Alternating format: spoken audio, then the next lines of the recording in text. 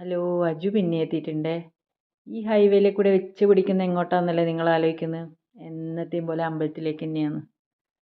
അപ്പോൾ ഇന്നൊരു സ്പെഷ്യലും കൂടി ഉണ്ട് അമ്പലത്തിൽ പോവാൻ, അത് ഞാൻ പറയാം. അപ്പോൾ ഇപ്പോൾ പോകുന്ന അമ്പലം എന്ന് പറഞ്ഞു കഴിഞ്ഞാൽ മാതമംഗലം ഒലയമ്പാടി എന്ന് പറഞ്ഞ സ്ഥലത്തുള്ള മീൻകുളം ശിവക്ഷേത്രത്തിലേക്കാണ്.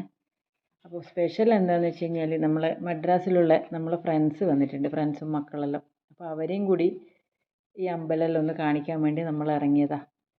അപ്പോൾ അമ്പലത്തിൻ്റെ ആടെ ഇത് പണി നടക്കുന്നത് കൊണ്ട് കംപ്ലീറ്റ് ബ്ലോക്ക് ചെയ്തിട്ടാണ് ഉള്ളത്. അപ്പോൾ ആടെയുള്ള വീഡിയോസൊന്നും എടുക്കാൻ പറ്റിയിട്ടില്ല.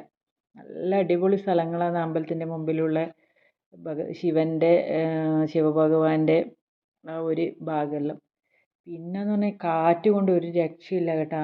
ചൂടും വെയിലും ചൂടും എല്ലാം ഉണ്ടെങ്കിലും കൂടി ഭയങ്കര കാറ്റാണ്. നല്ല സുഖമാണ് ഇവിടെ നിൽക്കാൻ വേണ്ടിയിട്ട്. ഇത് അമ്പലത്തിൻ്റെ തീർത്ഥക്കുളം. അപ്പോൾ ഇതിൻ്റെ ഉള്ളിൽ ഒരുപാട് മീനുണ്ട്.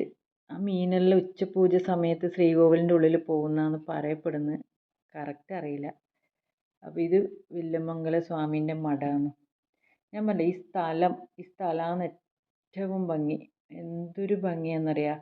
പാറക്കെട്ടിൻ്റെ ഇടയ്ക്ക് ചെറിയ ചെറിയ ലേക്ക് പോലെയുള്ള സ്ഥലങ്ങളും ഫോട്ടോ സ്പോട്ടിന് പറ്റിയ സ്ഥലങ്ങളും തണലും മരങ്ങളും കാറ്റും ഒന്നും പറയണ്ട. ഒരിക്കലെങ്കിലും ഇത് വന്നൊന്ന് കാണണം എല്ലാവരും. അത്ര നല്ല ഒരമ്പലം. നമുക്ക് ഏറ്റവും ഇഷ്ടപ്പെട്ട അമ്പലം. കണ്ണൂരുള്ളിലെ എല്ലാ അമ്പലവും ഇഷ്ടമാണ്. പക്ഷെ എന്നാൽ ഈ സ്ഥലത്തിൻ്റെ ഭംഗി കൊണ്ട് നമുക്ക് കുറച്ചും കൂടി സ്പെഷ്യലാണ് ഈ അമ്പലം. അപ്പോൾ ആടെ നമ്മൾ ഒരു ഫ്രൂട്ട് ഉണ്ട് പറമ്പിൽ, അമ്പലത്തിൻ്റെ സൈഡിൽ. നമ്മൾ കണ്ണൂരുകാർ പറയും മൊട്ടാമ്പുളിങ്ങാന്ന്. നിങ്ങളെ നാട്ടിലെല്ലാം എന്താ പറയുക അറിയില്ല. അത് എല്ലാവർക്കും അറിയായിരിക്കും. അപ്പോൾ ഇവർ ഫ്രണ്ട്സ് 3 വർഷമായി നാട്ടിൽ വന്നിട്ട്. അപ്പോൾ അവർക്കത് കണ്ടപ്പോൾ ഭയങ്കര ഇഷ്ടമായി.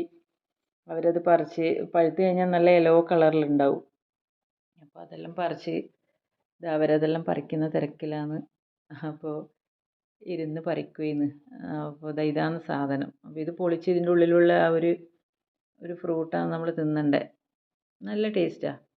അങ്ങനെ ഇതെല്ലാം കണ്ട് അടിച്ച് പൊളിച്ച് നമ്മൾ വീട്ടിലേക്ക് പോയി. അപ്പം ഇനി അടുത്ത വീഡിയോ ആയിട്ട് കാണാം കേട്ടോ.